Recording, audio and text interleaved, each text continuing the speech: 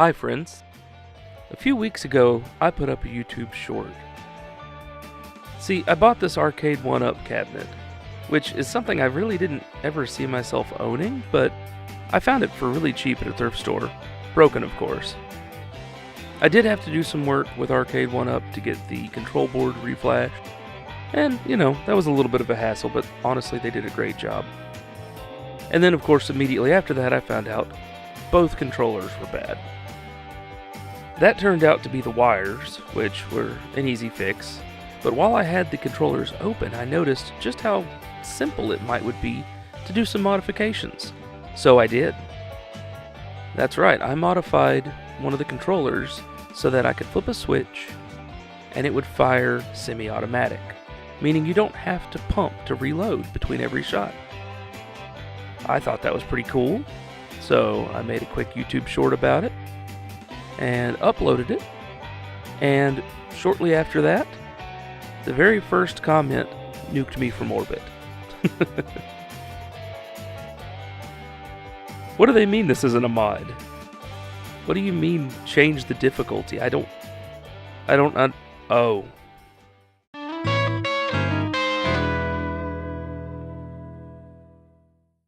Yeah, so it turns out that all I really had to do was set it to easy mode, and there is no pumping needed. It's semi-automatic through the software. Even worse, when I made this video, I didn't show off any of my work, or the pictures of the inside, or anything to prove that I had actually done a modification. This essentially made it look like I had put the game into easy mode, and then just pretended to have changed the hardware. I can only think of one way to rectify this. So, as I explained to our friend Music Archive MR, the only answer here is for me to work on a fully automatic modification, right? Well, it looks like this is going to be another Arduino project. But first, I'd like to give an epilepsy warning for the next 45 seconds of the video. Since I'm not a very experienced programmer, I like to use a breadboard and sometimes LEDs to symbolize things. So that's what this test is. The button on the right counts as the trigger, and as you can see, when only it is pushed, the light lights up for exactly how long it is pushed. The button on the left represents the switch that I'm going to add, and when it's held, the button on the right makes a rapid fire effect when pushed. Here's a quick look at the code that I wrote, which is working.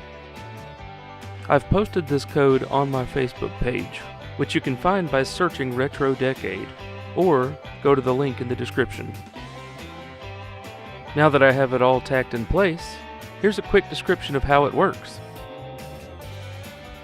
So we tied the power for our Arduino in here at the USB, taking 5 volts from red and ground from black. That runs back here. I know it's a bit of a rat's nest. We've got our Flora.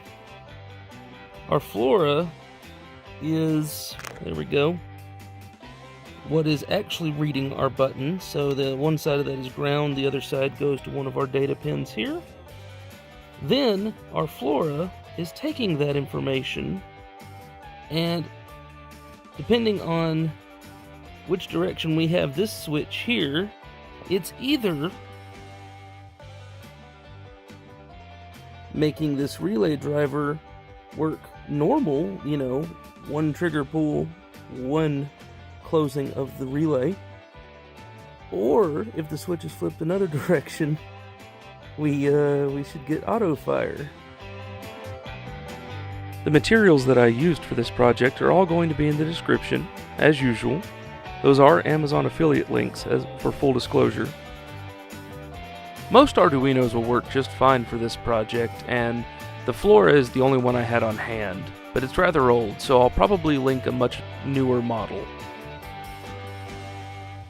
Anyway, now for the fun part.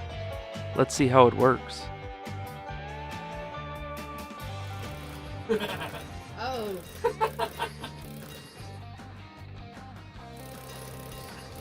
I don't care about accuracy. I care about murder. Timon! No, you almost made it. You thought you were going to make it. No way. Not with my Tommy gun. Perfect. Accuracy 13%. So, for this modification to work, the unit does have to be in easy mode. I don't currently have anything accounting for the pump button, so it just makes it easier for me to have it start in semi-automatic, and then what we're doing is we're essentially making it pull the trigger very quickly. In the future, I may do some more modifications to make it account for that. We'll see. Altogether, I'll say that this has added a lot of replayability to this cabinet for me. The original game is still one of my favorites and has taken many a dollar bill for me at arcades over the years. But there's just something about, you know, the silliness of mowing down a deer with what's essentially a Tommy gun. I was also pleasantly surprised with the clicking sound that the relay makes.